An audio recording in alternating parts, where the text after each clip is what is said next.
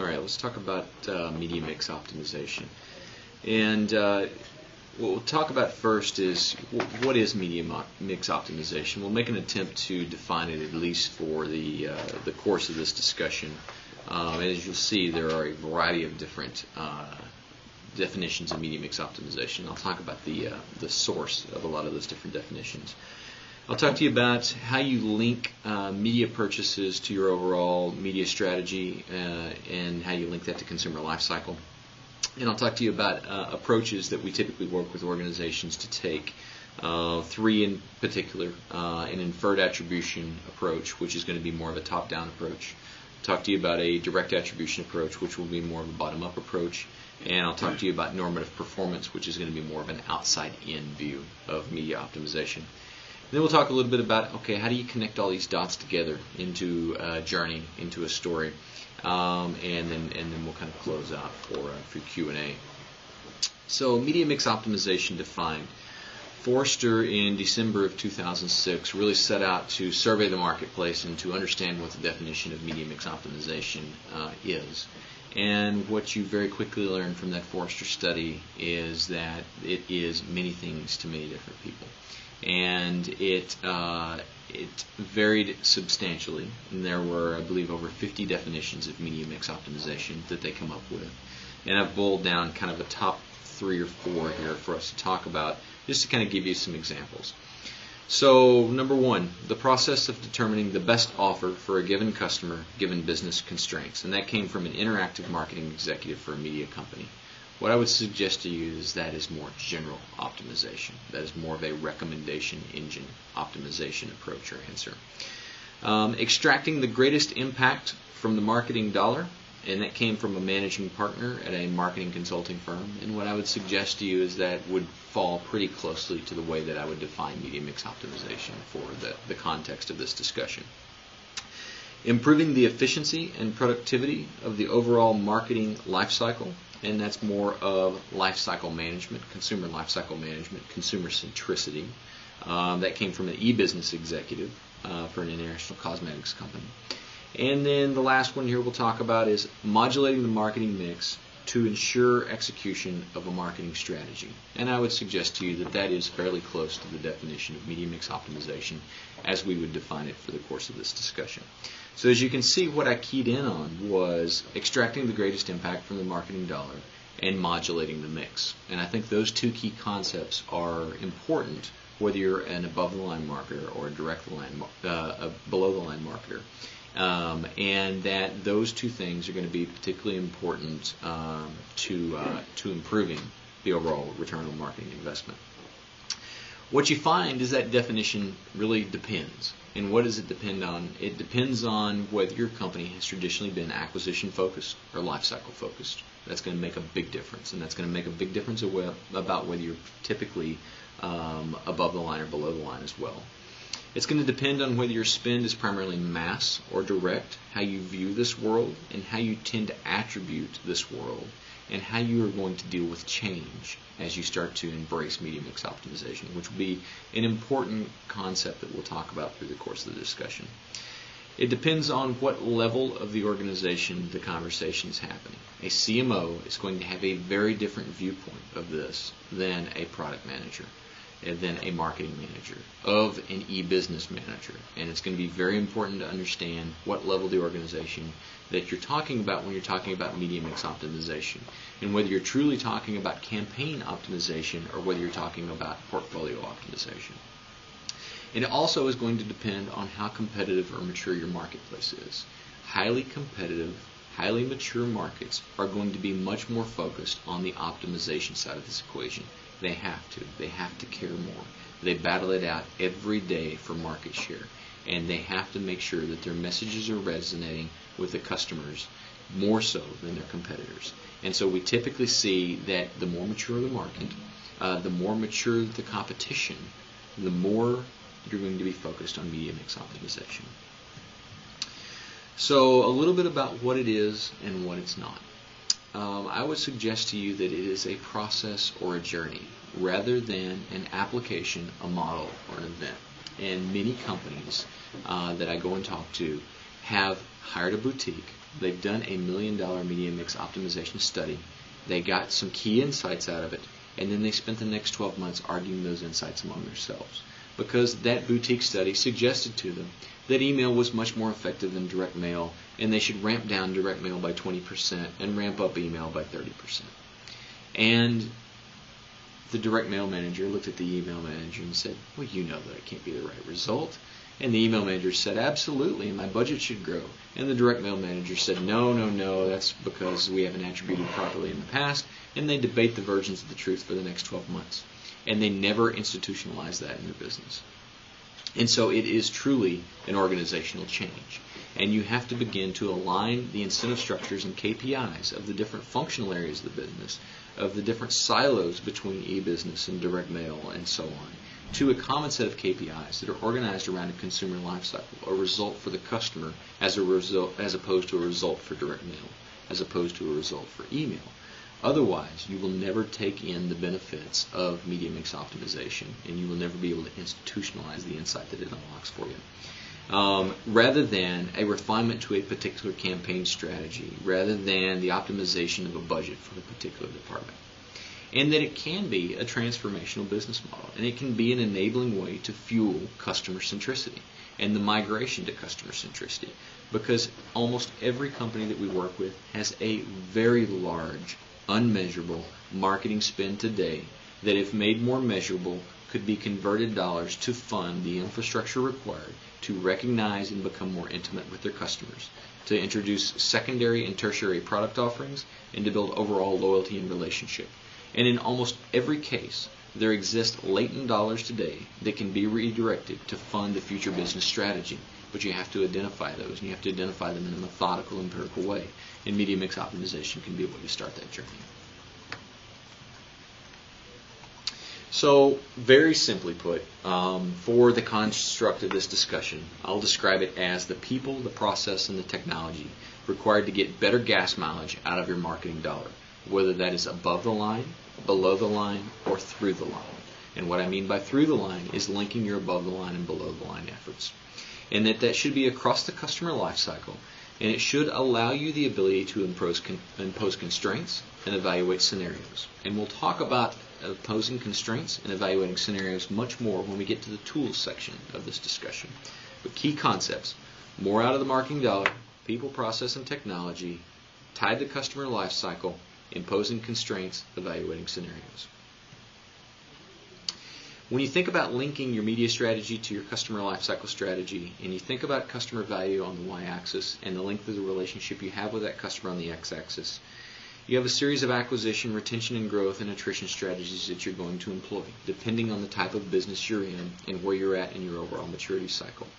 Our job is to help marketers raise the height of this curve and extend the tail by doing optimal marketing allocation across customers, across products, and across channels, by putting in place enabling people, process, and technology, and then driving a maximum marketing return.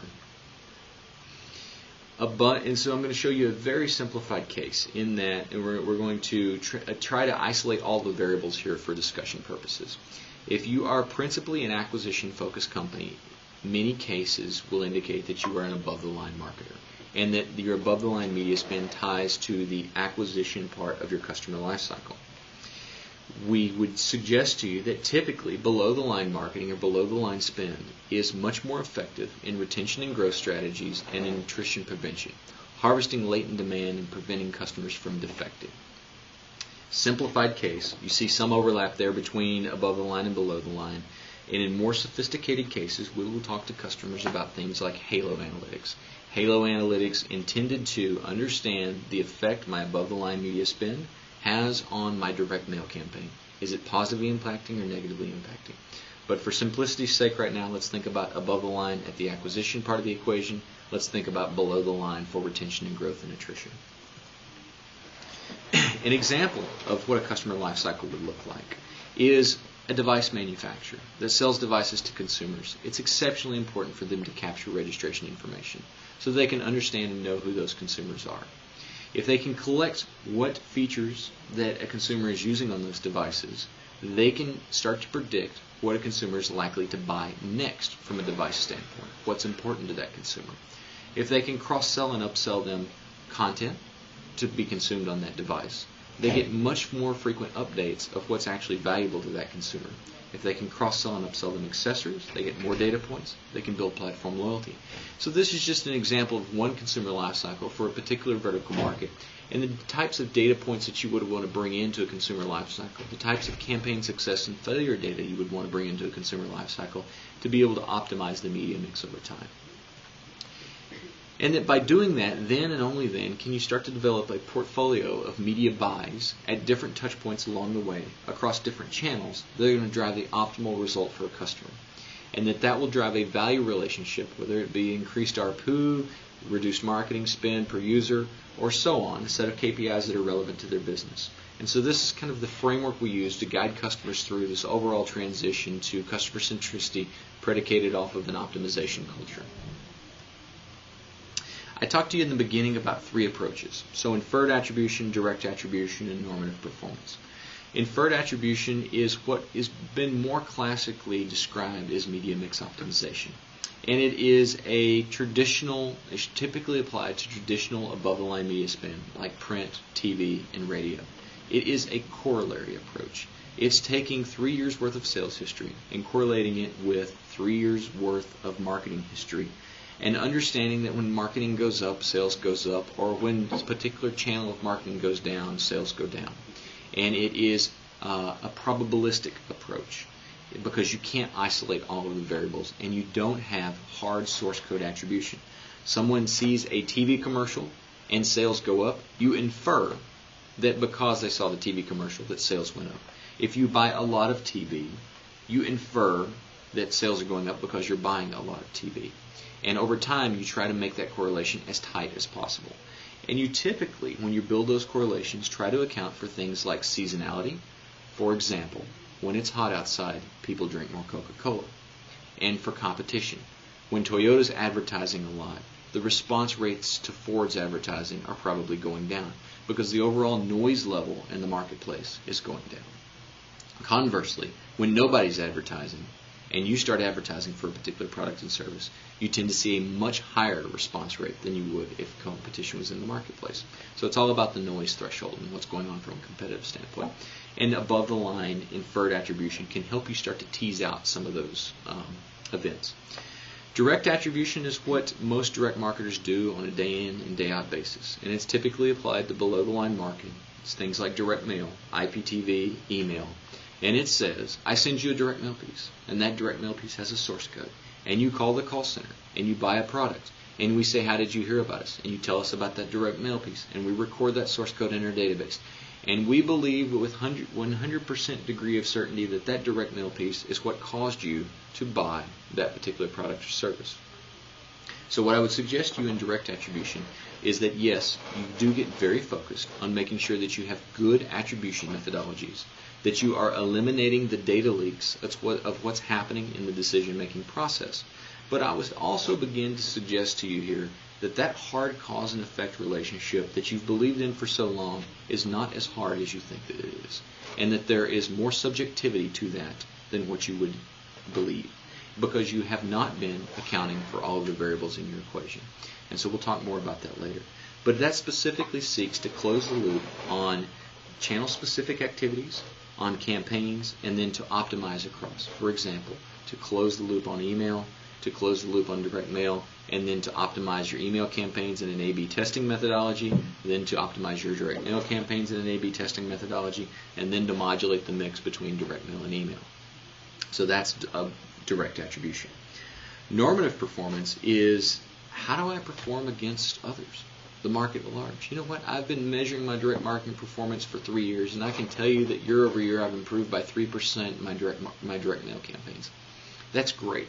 And what that tells me is how to optimize within the construct of my own system.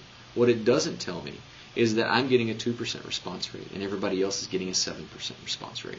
It doesn't open my eyes to what the possibilities should be. It only helps me optimize what I'm doing. And so normative performance is based off of benchmarking data, And it really introduces this notion of an open system into the equation. It helps you evaluate your performance against your peers, and this is how you start to focus off the page that's typically in front of you on a day in and day out basis and see what the other possibilities would be. So, how does that link back to the customer lifecycle? Well, in above-the-line media spend, again, typically inferred attribution. Below-the-line media spend, typically direct attribution. And normative performance can span across all different stages of the consumer lifecycle. You can benchmark yourself in performance of your media buys above the line. You can benchmark yourself and your campaigns below the line. So that's kind of how these line up back to the consumer lifecycle. So drilling into inferred attribution a bit deeper, as I mentioned from the beginning that this is much more of a top-down approach. And it's typically right for you if you've got 3 years worth of history, 2 to 3 years worth of history, preferably 3, of weekly level sales and marketing data that you can correlate together. That you have a very diverse and large marketing mix, meaning you're buying a lot of different medias, and you're buying large amounts of those different medias to the tune of $100, $200, $500 million a year in media buys or more, and that you primarily go to market via indirect channels, meaning you do not sell direct to a consumer. For example, you sell to dealers, and dealers sell to consumers on your behalf, because you are removed from a relationship with a direct consumer. Therefore, you have to infer what happens as a result of your actions. Typically work best when you correlate sales and marketing activities using linear or multivariate regression methods.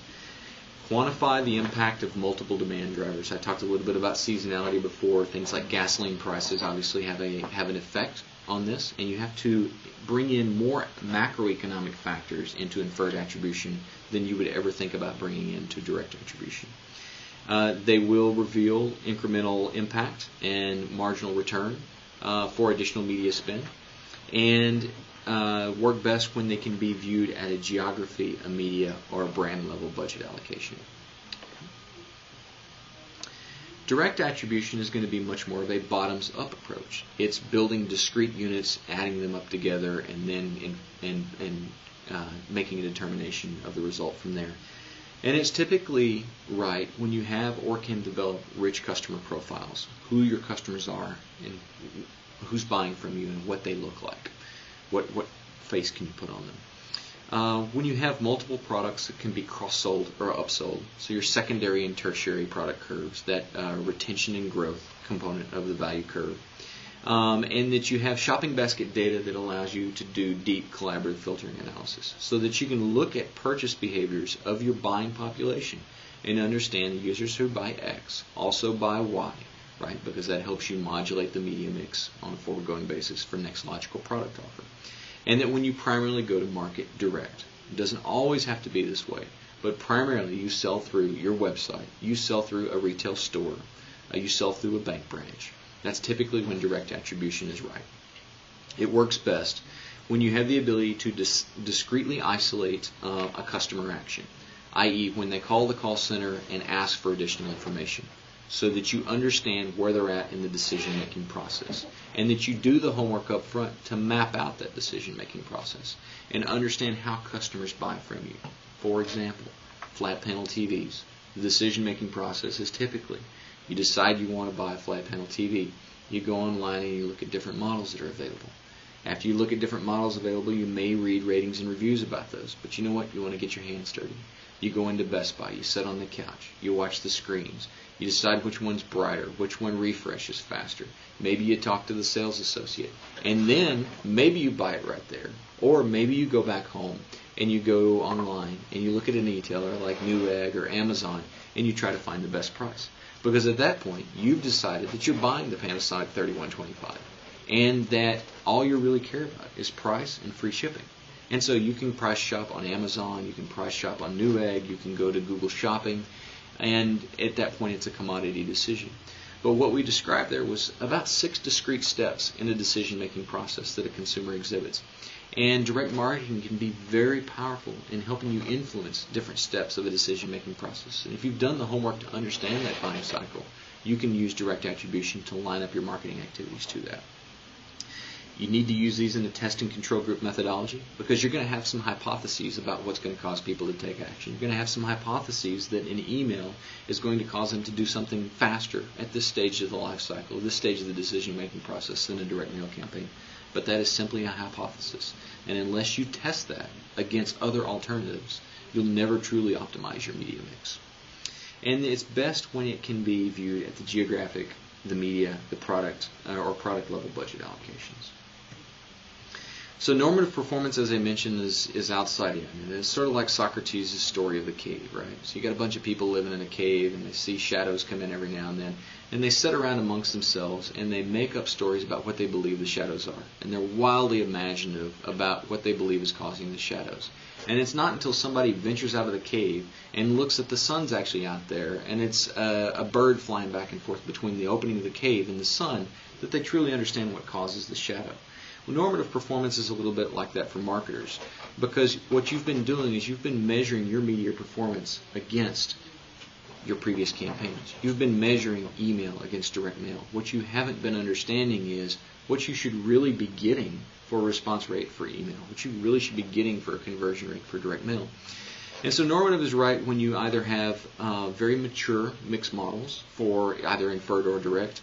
You just have no clue where to start. You're at the beginning of this and you're trying to figure out where to start, and normative is a great way to map you in the universe.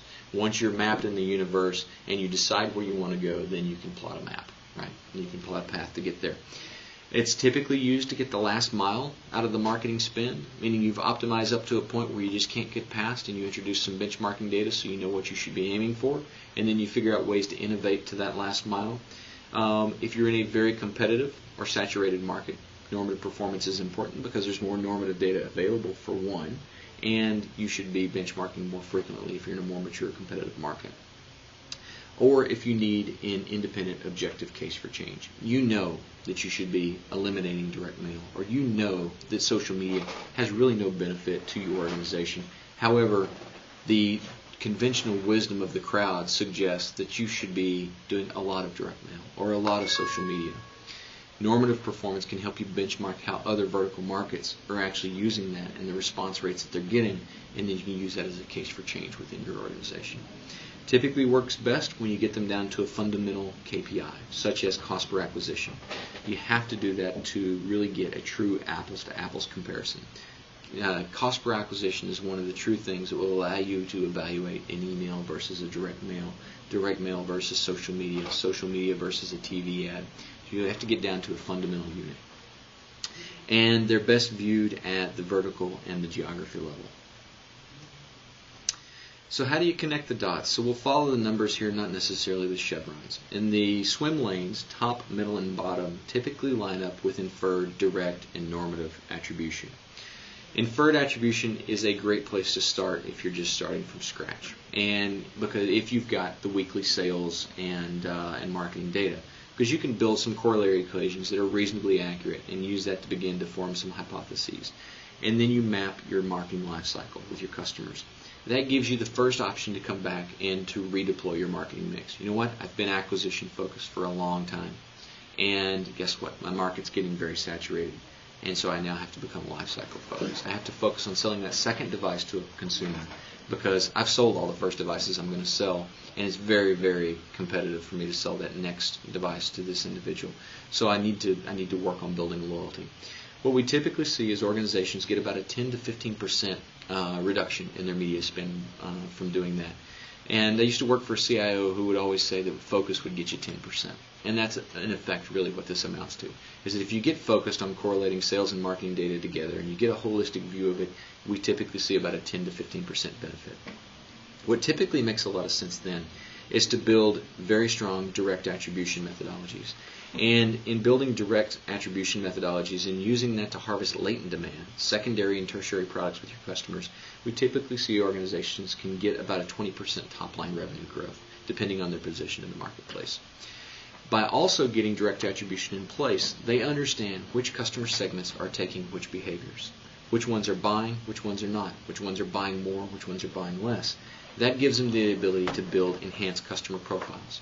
Those enhanced customer profiles tell them that their ideal customers are 25 to 28 years old, are professionals, have a degree, live in these geographies, and watch these TV shows.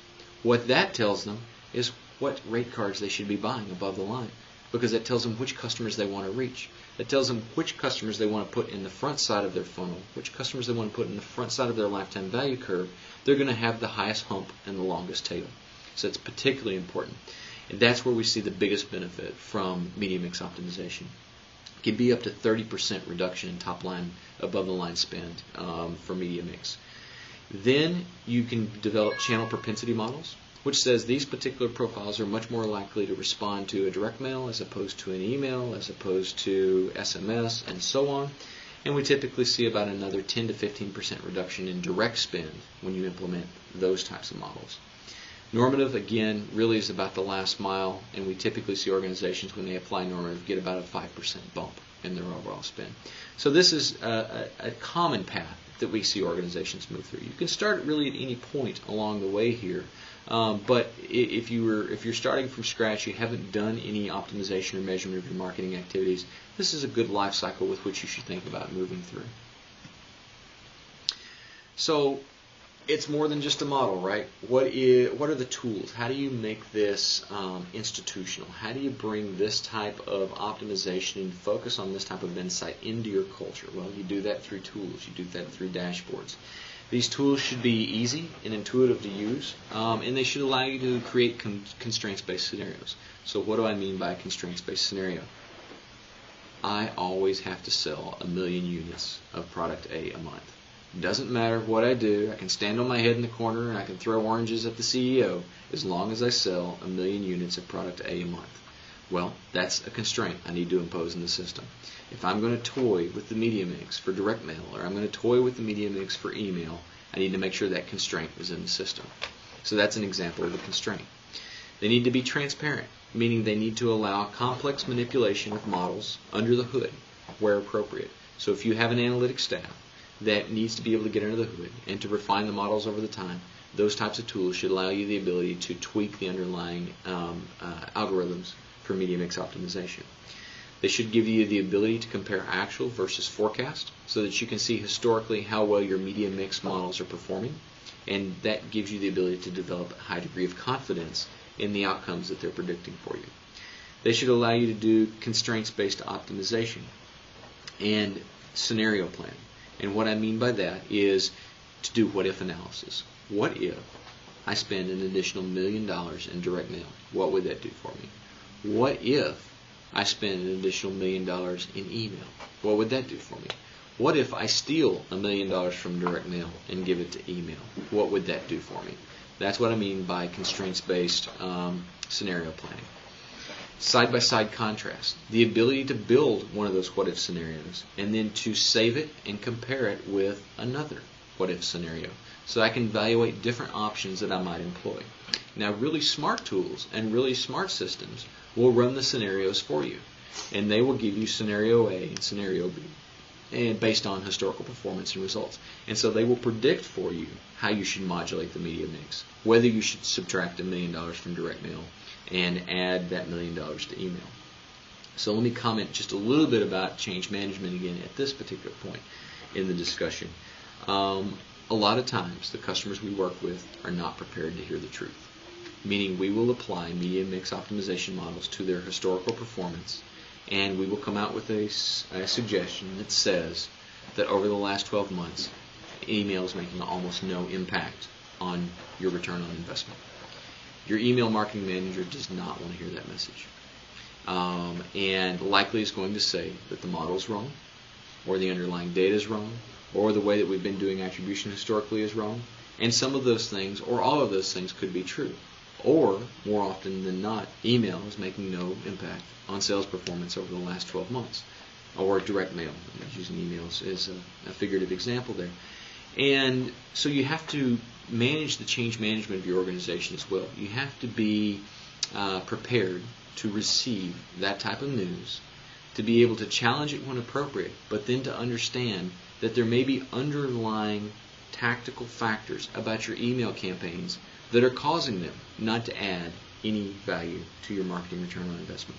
For example, I have an email list of 7.5 million people, and I mail them every week. and I mail them every week with the exact same offer and the exact same subject line. And every week I lose 3% of my marketable universe. We see that scenario, and in that scenario, email's probably making almost no difference on your marketing return on investment. That's an underlying tactical execution problem of email, not the models telling us the wrong result. When you get into tools for direct attribution, you can almost think of these more as business intelligence tools. They are more configurable dashboards. They're about point of time and point of view reporting. They're netting out the statistical results so they can be absorbed by executives in short sales cycles. One of the most common problems we see with direct attribution in companies we work with is that it takes them forever to read out the results. They execute a campaign, their PhDs go into a room, they study the results. 3 months later, they come back with some suggestions about what happened. They take another 3 months to formulate a strategy about what they're going to do about it, and before you know it, a year's passed and the market's changed. And that is almost always the case with the companies we begin to work with in the direct attribution space. What tools allow you to do, and what systematic closing the loop allows you to do, is to interpret those results in much more real time, so that you can bring those learnings back into your next wave of campaign efforts much more finely, so that you can modulate the media mix at a much more frequent basis, which is going to be required to optimize your media mix in direct attribution. You should be able to see things like your top demographics or top data attributes that are exhibited by your buying customers. There should be value discrimination in that. Who are my best customers, my next best customers, my least valuable customers, my non-customers. And it should be near real time. And so near real time could be monthly. It could be weekly. What we typically see with customers is the cycle that I described from the beginning. They make an annual marketing plan. They execute against the annual marketing plan. At the end of the year, they said, hey, it was great. They high-five, or they walk around with their heads held low. We try to move them to a quarterly marketing plan where they're closing the loop much more frequently from a direct attribution standpoint, and move that to a monthly marketing plan. And then our more sophisticated customers now are getting into trigger-based marketing campaigns with A/B testing, where they're almost constantly evaluating and modulating their mix. And it should, again, get down to apples-to-apples comparisons, key metrics like cost per response, cost per acquisition in near real time so that you can make important trending decisions. So, again, kind of circling back, linking it to the strategy, you really need to think holistically about where you're at on this curve with the customers and the focus that you're trying to do. You're principally acquisition focused, are you principally retention and growth focused, are you principally attrition focused? What is the media mix that's appropriate for me at the different stages of the life cycle? How am I correlating and measuring that? And then how am I tying that back across customers, actions, and channels, people, process, and technology to improve my marketing return on investment? Above-the-line spend typically fits in the acquisition space, with below-the-line spend typically focused on harvesting latent demand in retention and growth and preventing attrition on the backside. Again, very simplified, overgeneralized scenario, but fairly accurate and a great starting point. So in summary, there are multiple approaches and definitions to media mix optimization. You really have to pick a media mix optimization approach that's consistent with your goals. And to understand what's consistent with your goals, you really need to map yourself on that continuum. Am I principally acquisition focused? Am I trying to go out and claim territory or ground and acquire new customers? Am I trying to grow my customer base that I have? Am I trying to prevent churn on the backside because I've got people nipping at my heels? When you become more mature, you begin to link your above-the-line and your below-the-line efforts so that you can understand interplay, so that you can understand the halo effect that a TV commercial, well-timed, will have on your direct mail campaign, so that you understand when TV's going on in the marketplace at the same time that you have a direct mail campaign going, that you typically see a 0.5% higher response rate to your direct mail campaigns. Again, to do that, you have to be able to understand the inferred attribution you're getting from TV. You have to be able to understand the direct attribution you're getting from direct mail, and then you have to be able to link those two together and isolate the effects.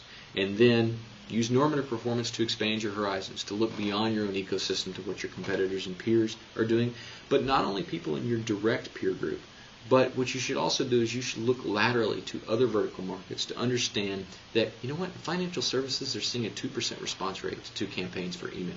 In travel and entertainment, they're seeing a 7% response rate to campaigns for cross-sell, upsell. What's the difference? What are they doing differently? What are the key tactics they're employing differently that I might be able to bring across to financial services? And that's where normative performance is exceptionally powerful. And lastly, the thing you've got to absolutely remember is that this is a journey. It's not an event. It's not a boutique study you go do once. It's a pervasive change management program you're going to implement in your company.